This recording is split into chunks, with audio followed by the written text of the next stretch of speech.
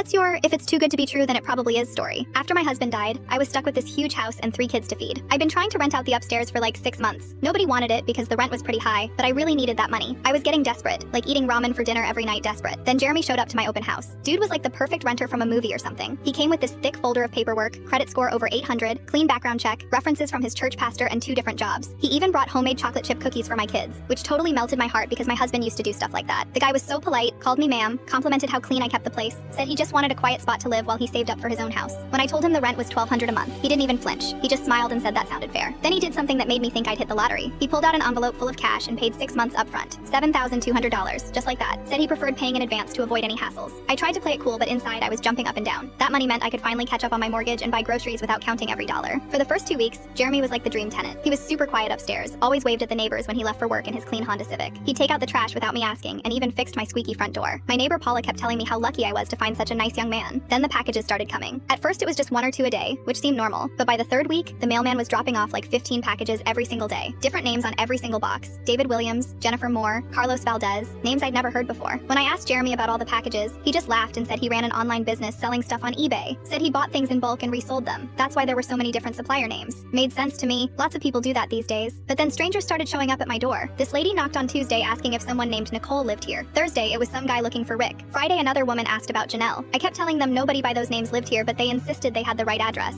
My kids started getting scared because people were knocking at all hours. My 8-year-old daughter asked me why so many angry people kept coming to our house. I didn't know what to tell her. One night around midnight, I woke up to flashing red and blue lights outside my bedroom window. There were like 6 police cars in my driveway. My heart nearly stopped because I thought something happened to one of my kids. 2 officers knocked on my door and asked if they could search the premises. They had a warrant. Turns out Jeremy had been running this massive credit card fraud thing from my attic. He was using stolen identities to buy expensive stuff online, then selling it for cash. All those packages? Bought with fake credit cards using real people's information. The different names? All victims whose identities he'd stolen. That 6 months of rent he paid up front was money he got from selling stolen goods. The cops found computers, fake IDs, credit card machines, thousands of dollars in cash, and boxes full of stuff he'd bought with other people's money. My house was officially a crime scene. But here's the worst part. Child Protective Services got involved because they said I was running an illegal business out of my home with kids living there. I had to prove I had no idea what was happening, which took months of lawyers and investigations and court dates I couldn't afford. They almost took my kids away because of this guy. I had to move in with my sister for 3 months while they finished their investigation. My neighbors looked at me like I was some kind of criminal. And Jeremy? He disappeared the night before the raid. Someone must have tipped him off. Police never found him. He left behind a fake ID and probably went to scam some other desperate single mom. The house sat empty for 8 months because nobody wanted to rent a place that had been raided by police. I lost almost 2 years of potential rental income and spent thousands on legal fees trying to clear my name.